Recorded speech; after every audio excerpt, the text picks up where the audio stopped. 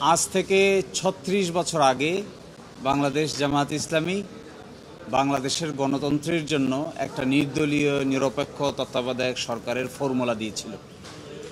এই ফর্মুলা বাংলাদেশে গৃহীত হয়েছিল, ৩টি নির্বাচনও হয়েছিল। এরপরে এই ফর্মুলাকে বাদ করে দেওয়া হয়।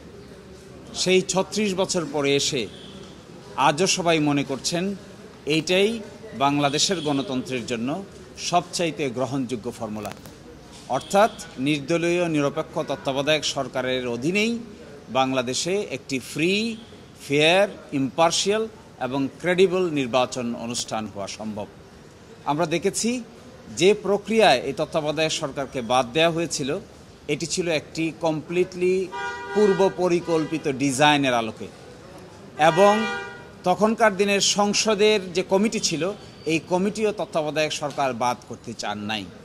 এক ব্যক্তির ইচ্ছায় এই তত্ত্বাবধায়ক সরকারকে বাদ করে বাংলাদেশে একটি ডিকটেটর বা একনায়কতান্ত্রিক শাসন ব্যবস্থার জন্ম হয়েছিল। এই একনায়কতান্ত্রিক শাসন ব্যবস্থার কারণে বাংলাদেশের রাজনীতি, অর্থনীতি, সমাজনীতি সকল ক্ষেত্রেই একটি বড় ধরনের ধ্বংসযজ্ঞ এর মধ্য দিয়ে বাংলাদেশ গিয়েছে।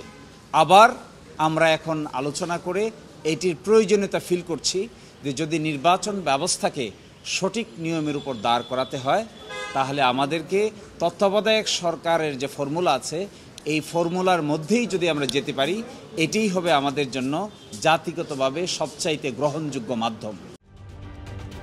ঢালাইয়ে দৃঢ়তা, নির্মাণে নিশ্চয়তা, প্রিমিয়ার সিমেন্ট, ঢালাইয়ের রাজা। এই ক্ষেত্রে আমরা এটা বলেছি যে ইতোমধ্যে ঐকমত্য কমিশন এবং সংস্কার প্রক্রিয়ার মধ্যে তত্ত্বাবধায়ক সরকারের বিধান নিয়ে জুলাই চার্টারে একটি নতুন বিধান নিয়ে প্রস্তাব করা হয়েছে। আমরা এটা দেখিয়েছি আদালতকে যে আগামীতে আদালত যে আদেশেই পাস করেন না কেন, এটি যেন জুলাই সনদের সাথে কিংবা তত্ত্বাবধায়ক সরকার নিয়ে জুলাই সনদের যে আলোচনা হয়েছে এর সঙ্গে কনফর্ম হয়, মিল রেখে হয়। অন্যথায় টোটাল রিফর্ম প্রক্রিয়াটা অনেকটাই নষ্ট হয়ে যেতে পারে, রিফর্ম প্রক্রিয়াটা অনেকটাই ক্ষতিগ্রস্ত হতে পারে। এই জন্যই আজকে আমরা সাবমিশন রেখেছি যে তত্ত্বাবধায়ক সরকার বাতিল প্রক্রিয়াটা ছিল অবৈধ। 14 জন জজের মধ্যে মাত্র আপিল বিভাগের 4 জন জজ এটিকে বাদ করেছেন, এবং হাইকোর্ট ডিভিশনের বাকি 7 জন, আপিল বিভাগের বাকি 3 জন, সেই 10 জনই কিন্তু এটি রাখার পক্ষে মতামত দিয়েছিলেন।